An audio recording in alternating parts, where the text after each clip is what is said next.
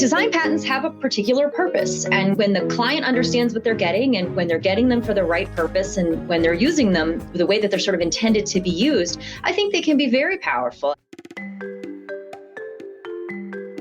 Hello, I'm Bruce Berman, the host of Understanding IP Matters, a podcast series that looks at the impact of intellectual property rights on people and business. Season 3 spotlights such topics as artificial intelligence, IP licensing, and TikTok as a learning tool. Enjoy the episode.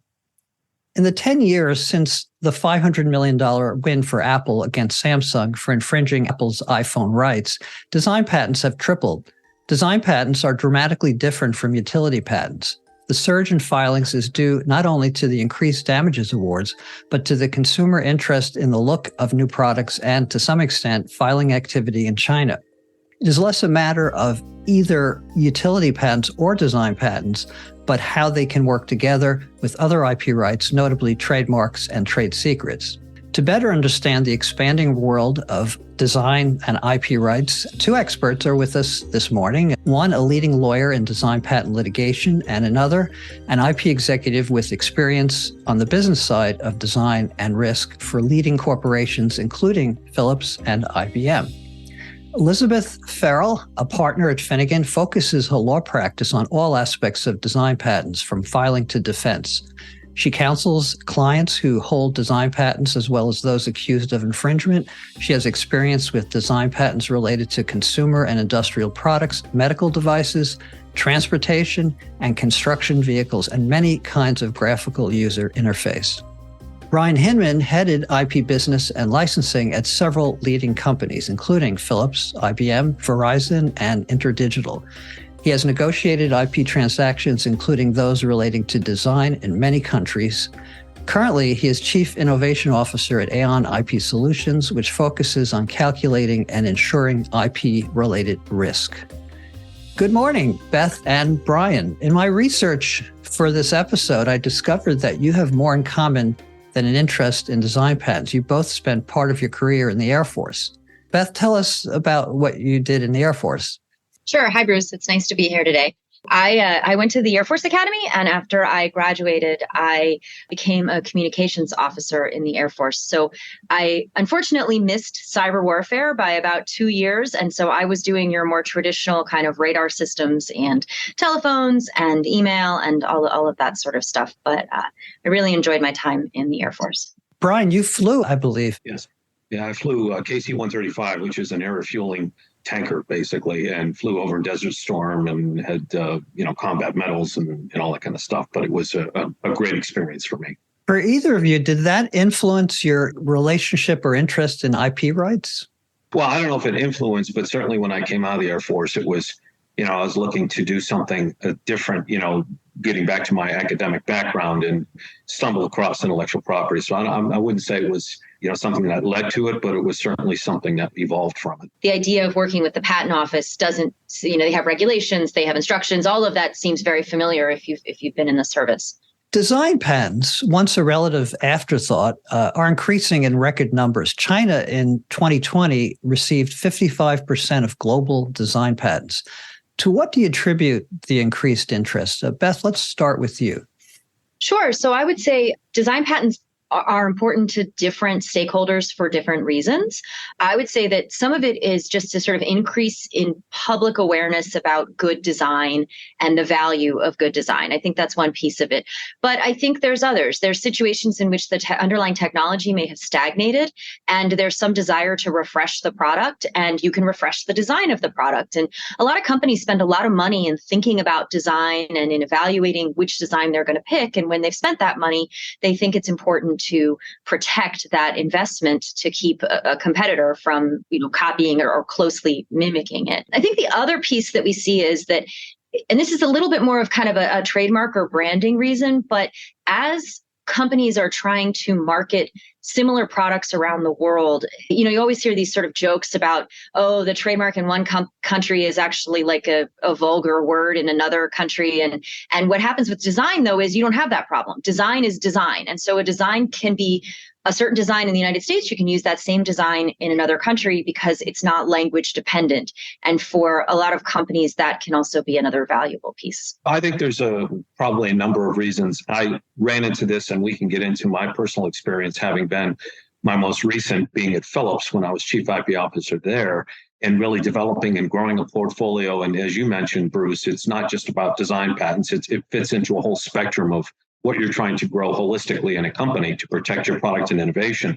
So we call it integrated intellectual asset management approach, where you're looking at design patents as a piece of the puzzle that ultimately fits together to protect those revenue streams. So I think companies are starting to embrace that, as we've just discussed, advances in technology, but also increased awareness of the value of design patents because they're relatively affordable.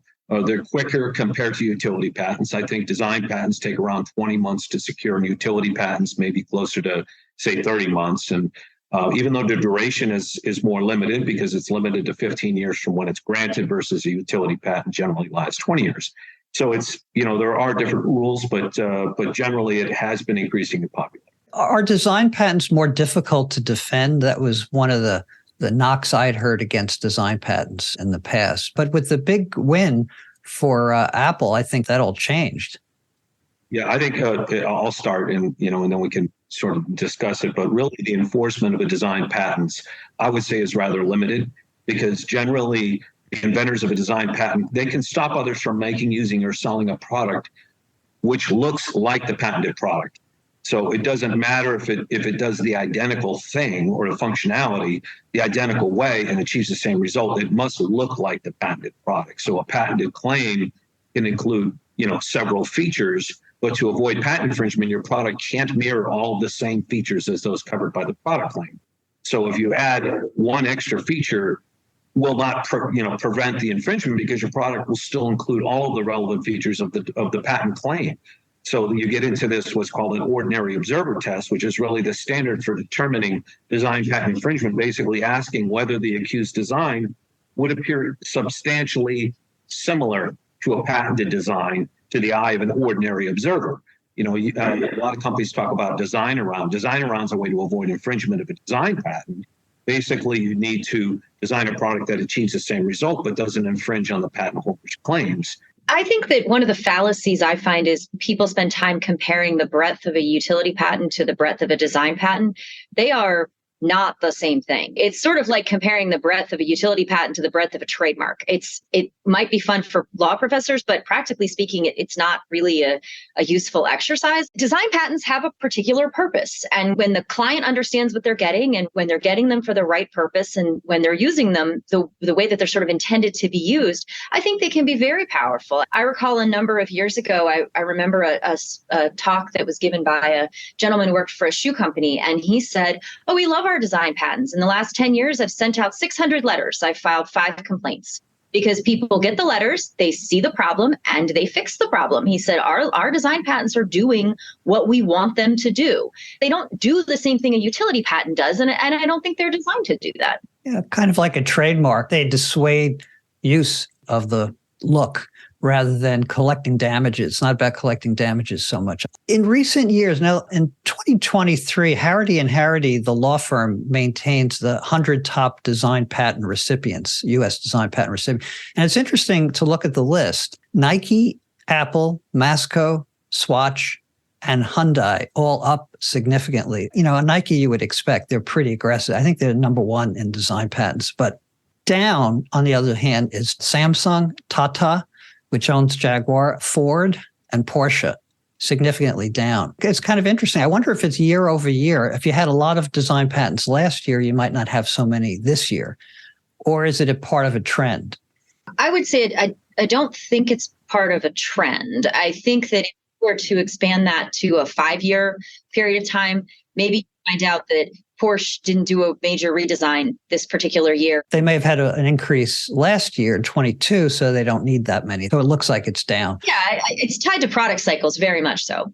Philips Brian, they're up 95%. Now they're out of the consumer electronics business, which you would think would be a big area for design patents. So I know you're not involved there anymore, but you might have some awareness. So what are they filing design patents on if they're not doing consumer electronics? I dealt a lot with design at Philips. Matter of fact, we won a ton of design awards for a lot of the healthcare products that Philips really has morphed into. So as you're correct, they sold off and divested everything in their consumer electronics, but they still have a lot of consumer products like, the Sonicare toothbrush, which has a very unique design. You've got a lot of MRI machines, CAT scans, CT, and all of the like, where there are functional designs, right? So you're dealing a lot with functionality of designs being critical in the healthcare environment. It's critical to really differentiate those products because they have to meet specific safety and performance standards like the MRI and CT scan machine. So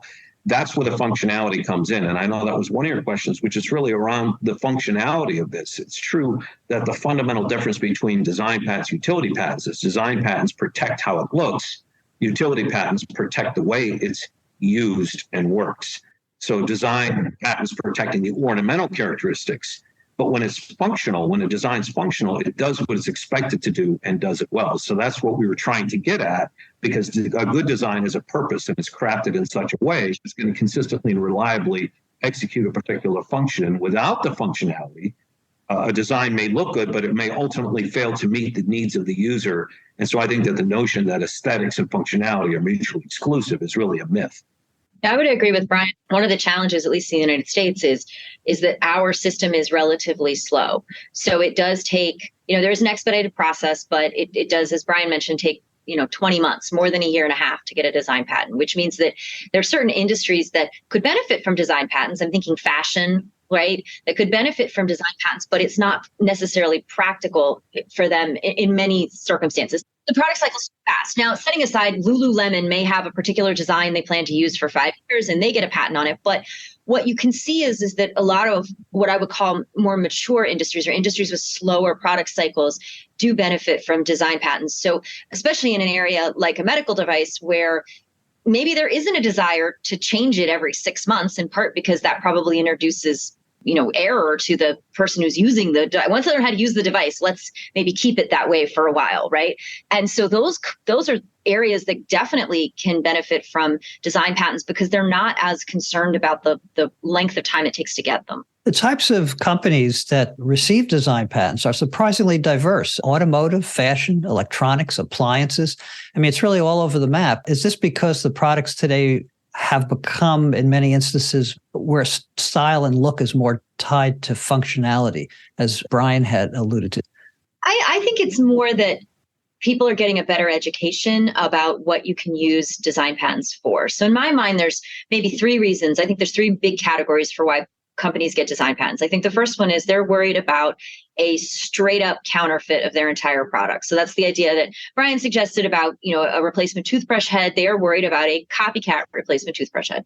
I think the second is companies that are interested in protecting their replacement part revenue stream. That's something that we can do in the United States. It's a little harder in Europe, but it can be a really valuable thing for the company to maintain that revenue stream. And then the third is where I think you're talking more about the branding idea. You're trying to protect the overall look and feel of the product. And maybe it's not the entire look and feel. So it might be elements of the look and feel. And this is a little bit sort of higher end, but at the end, they're looking to try to build trade dress rights in those various little branding pieces. And so that will be where you see sort of like design patents and people go, well, what the heck is this protecting? Like it's only protecting part of this thing. Well, that's usually done by design because there is an attempt to protect that particular hood shape or that particular decorative element on your home appliance or, whatever it is you're protecting. And that became, that trade dress was a big issue in the Apple Samsung case, right? Because it was really, the courts felt like not only was there infringement on Apple's design utility patents, but it also had diluted their trade dress related to the iPhone. So it became a very front and center issue. That case, Apple v. Samsung, resulted initially in $1 billion award. It was cut back to, I think, $500 million, $750 million of which was attributed to design rights. Now, that's unprecedented as far as I know. How surprising an allocation of value was that? I think it was not surprising because the case really revolved around a number of design and utility patents for the basic functions of a smartphone. So everywhere from the tap to zoom and the home screen app grid. So while it was hashed out using specific patents, the battle was ultimately about whether Samsung copied Apple in the early days of the smartphones to really gain an advantage in the marketplace. And ultimately, it was found that that was the case. So even though the verdict came out with such a high amount, it was whittled down to 500, I think it was something like 539 for Apple. Samsung, they appealed, and ultimately they were able to reach an agreement before it could be litigated again. But it was very much, you mentioned the percentage as far as how much is attributed to this. I totally would justify that. It was an area with high volume products that had high profit margins. But one thing I've always thought was really interesting about the Apple Samsung case was that although that was very heavily litigated and they were very interested in, they were definitely having a long-term fight on that one. Apple and Samsung at the time were each other's biggest customers. And so, and the deals that they were making outside of that case were in the billions. So I think it's just almost like a different universe, whereas that seems like a lot of money, and it is a lot of money. But when you were thinking about the smartphone market in general and the relationships, it's not as big a deal as it might seem. Right. It was almost like an arduous license. They got what they wanted, both sides in the end. It cost a lot of money, but in that scale for Samsung, it probably wasn't as much as we think. Where design patents are litigated, it's increasing, obviously. Beth, you would know more about that than anyone. But it seems like the automotive industry has not chosen to use their design patents for enforcement. BMW comes out, like I remember the 7 Series, this is maybe 20 years ago, came out with a very strange look. A lot of folks hated the BMW 7 Series. It had this weird kind of big trunk-like back. And of course, it became extraordinarily popular. And virtually every large size sedan adopted that. Now, I'm not aware of any litigation or fighting over that or licensing. It seems like automotive industry, there's sort of a tacit understanding that we won't go after each other. I think that automotive companies are primarily getting design patents to deal with the crash parts situation and wanting to control the secondary market for the crash parts. So I don't know that they are as interested in suing each other over, sort of overall in style. And typically the patents that I've seen in this space are not really directed to the overall look and style. They're more directed to a headlight or a bumper or, a very specific part that they probably, at least initially, would like to license to someone to make and, would like to keep others from making. I think they're just using them for a slightly different purpose than what you maybe suggested. Yeah, I think it may be difficult because don't forget, you have to mirror all of the same features as those covered by that patent claim. And, in the automotive case, it may be some of the features, but perhaps not all of them. So it may be more difficult. And they recognize the difficulty in being able to enforce that because of that. There's more activity on the trade dress side for the really iconic car and automotive shapes. So it's one thing if you kind of copy a bit of something, but it's another if you get close to the Mustang taillight or you get close to the, Jaguar grille. Like then they start to get much more interested in you staying away from their sort of marquee shapes. The Aston Martin grille. I'll never forget coming back out of the train to my car in the parking lot. And I look up, I see what I think is an Aston Martin grille. Ford had been using them for years and it looked good on a Ford, but it's not an Aston Martin. And I look up and I say, oh, that is an Aston Martin. I was so surprised to actually see it on the car that originated it. The other thing to think about, Bruce, is which is relevant, and we'll go back to the Apple Samsung case because it's relevant for automotive, is if you're looking at a headlamp or the design of a different part of the car, you have to, reference Section 289 of the Patent Act because in Apple Samsung, it became front and center because you're looking at whether or not the relevant article manufacturer for the purpose of calculating damages under that section But the design patent infringement in that case is in that case, it was the entire smartphone versus a part thereof. And so if it's a headlamp, can you justify it for the cost of the car? So Section 289 provides a damages remedy specific to design patent infringement. And the Supreme Court in that case interpreted it for the first time in arriving at a damages order. Graphical user interface, the look and feel of how users interact with programs and machines. This is a valuable asset that design patents can address. Tell us about the role of design patents in GUIs. Beth? Yeah, so this is an interesting area. It all started in the mid-90s because there was what's now the Patent Trial and Appeal Board, but it was previously had a different name, but same function, recognized that it would be possible to protect a graphical user interface under certain circumstances. And that eventually led to the office changing their instructions to the examiners, which grew into this whole big category of patents that kind of didn't exist before.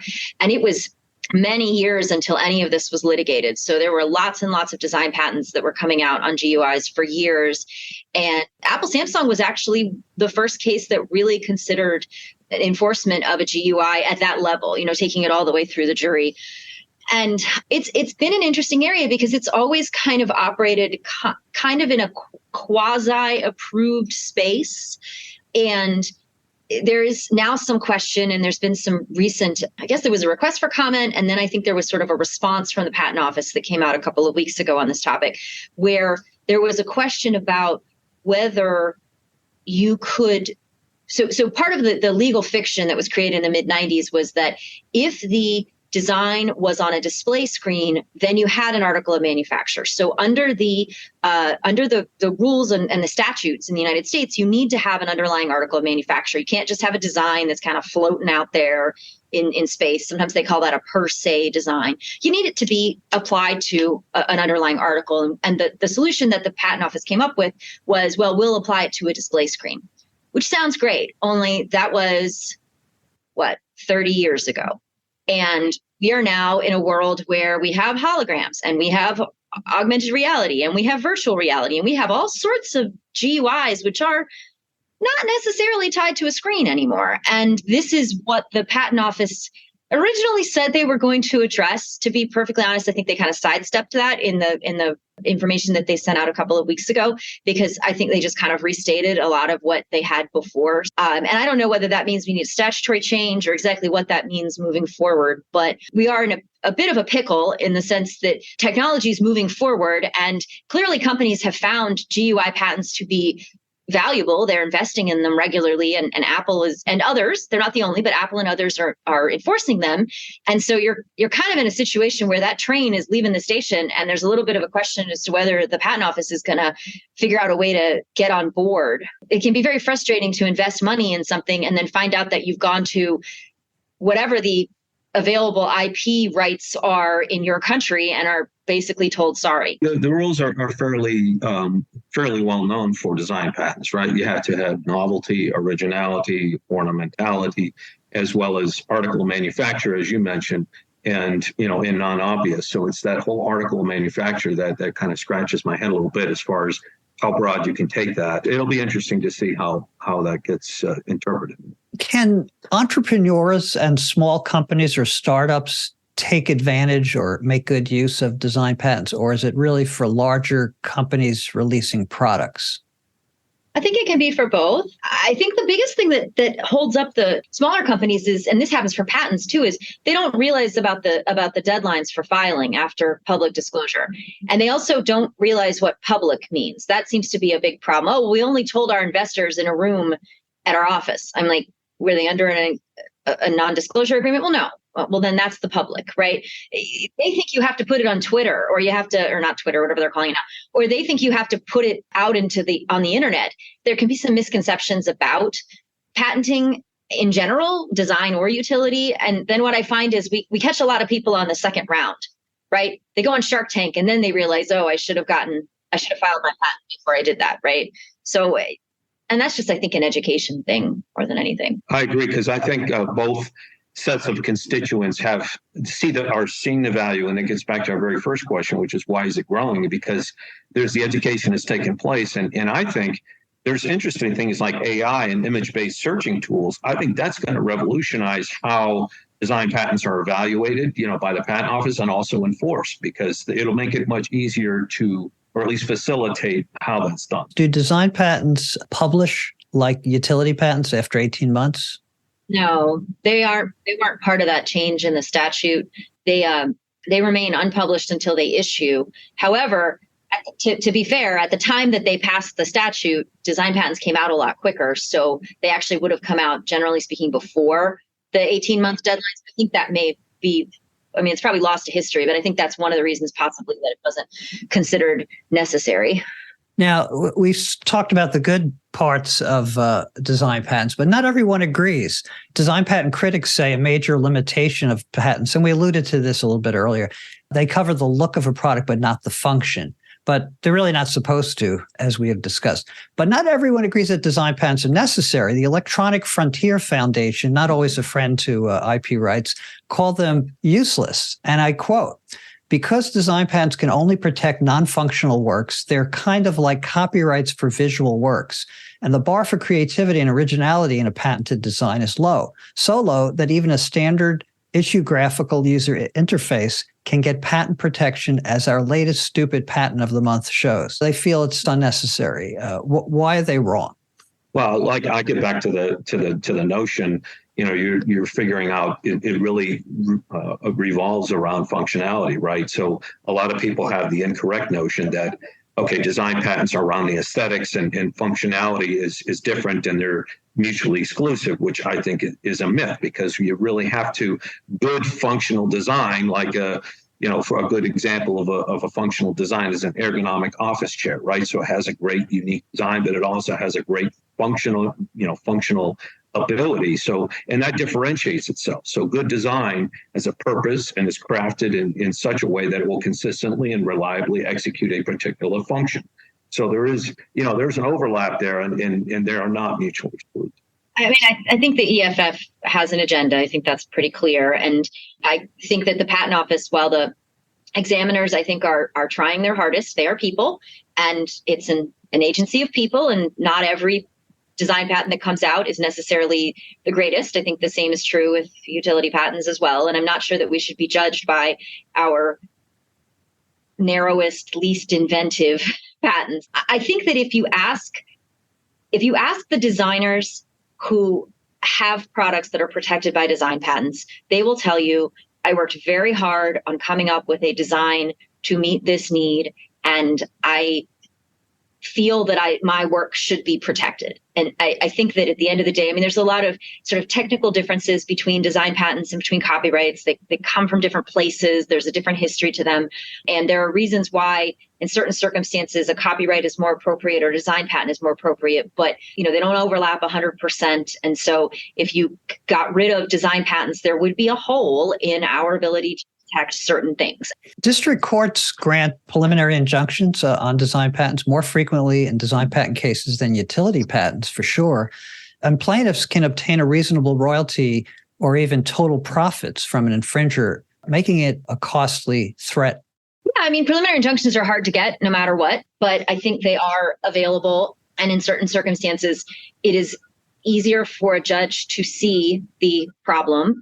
One of the problems we deal with utility patents, right, is we have to go through claim construction, and that's a pretty wonky process. And there's a lot of district judges who feel like they may not do that many patent cases, and they feel like they need more to consider and to deliberate before making a decision. But I think they can see the problem with the design patents, and you see a number of situations where the preliminary injunction issues and then the case settles because maybe somebody didn't think somebody was really going to push this or really go to court. And you said this earlier, Bruce, but I think it bears repeating. I don't think most design patent owners are trying to get damages when they file a lawsuit. They're trying to get you to stop using their design. And you design around it, great, because then there's a whole bunch of benefits to them for that. And I think that the design patent damages statute to me is more of a warning or a stick to make people pay attention. I don't, because in most situations, even though I have clients who understand how much damages could be received, oftentimes, the patent owner is making a premium product with a premium profit margin. The defendant is usually not doing that. So the defendant's profit margin, while it might seem like a lot of money to the plaintiff, they're saying, all I want them to do is stop. I mean, I don't necessarily, that's a pile of money, but I'm gonna have to spend a lot of money to get that. And I really just want to go back to selling my product. Yeah, I think that, and that's why another avenue that they can pursue is through the ITC, right? Seeking a Section 337 investigation. So basically, that would allow someone to obtain an exclusion order limiting the shipment and selling into the U.S. of an infringing product. So to your point, it's not really about the damages, it's just about stopping the behavior, right? So a design patent has some of the characteristics of a trademark in a way. It does. And I find that they're litigated much more like trademarks, much more for sort of trademark type reasons. So what I tell people is you're getting a design patent like a utility patent, but it's much more enforced like a trademark. It probably shouldn't be called a design patent. It should be called something else, maybe. Yeah, it's not called a design patent in many parts of the world. It's called a design registration. In some places, it's just called a design. Like they don't try to, they consider it a third column of IP protection: utility, design, and trademark. We're getting towards the end of our time. How do you see the future? Do you believe there's going to be a higher number of design patents, somewhat more or a lot more? Is China challenging filers outside of China because they're filing so many design patents? Then it kind of behooves others to file them. Brian, you've done some work in China. Yeah, I mean, they're all about, I wouldn't say all about, but certainly it's quantity over quality in China, right? So there's massive filings at the patent office, and whether or not they're ultimately going to be defendable or enforceable is another question, because, that's all up to the courts. But, putting that aside, I think the future does hold exciting changes for design patents. I mentioned earlier, one thing that could really change the game is AI. Really, and image-based searching tools, because the patent office, this 20 months that it takes to get a design patent could shorten, depending on how those tools can revolutionize how they're evaluated, and also that could affect enforcement as well. So that could change the tide as far as seeing more enforcement activity, to the extent that these tools can be used to do that. So I think it's a bright future.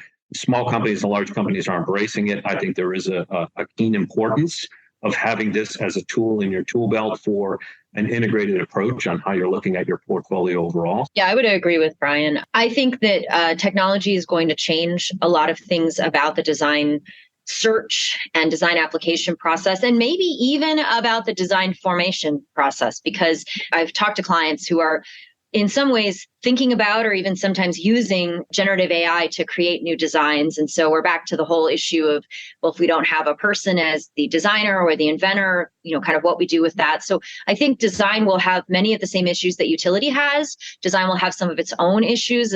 Thinking back to the issue with the augmented reality and virtual reality, like I said, I think that's an issue that we're going to have to deal with, because the stakeholders are going to want to protect those ideas. And so I think it's going to be an interesting future. And I don't think 10 years from now, it's going to look much like it does today. What 2 points, this final question, would you like to leave listeners with? What should they be thinking about design patents? Brian, we'll start with you. Yeah, so I think, first of all, don't ignore it as a critical element in your portfolio development strategy. And secondly, think outside the box, right? Innovative designs, combine that with the functionality, right? So think about it as two elements that work very well together, because you have a design that's very ornamental, but you think about the functionality of it and how that can be protected, and as a great tool in your tool shed. What I prefer is when clients bring us the thing they want to be protected, and then we have a productive conversation about how to go about doing that. Because I think that what you see is people who discount designs. They say, oh, out of hand, well, I don't want a design patent. And I say, really? Because that, along with this other thing, might really help you protect this product that you have. And sort of as a related to that, I think that at the end of the day, if you are going to enforce any of these rights, it is about a story that you can tell the judge, a story that you can tell the jury. And having a few pictures in your story can definitely make it easier for the judge and jury to understand what's going on. So they can be valuable on a number of levels, but it can almost be a way to get someone's attention.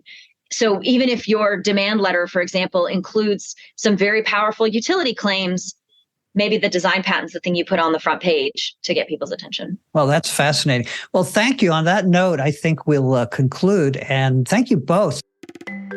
Understanding IP Matters is brought to you by the Center for IP Understanding, an independent nonprofit. Follow CIPU on LinkedIn at the Center for Intellectual Property. Content conveyed is for informational purposes only and does not represent the views of CIPU or its affiliates. This episode was produced by Jack Shields for Wild Creek Studios.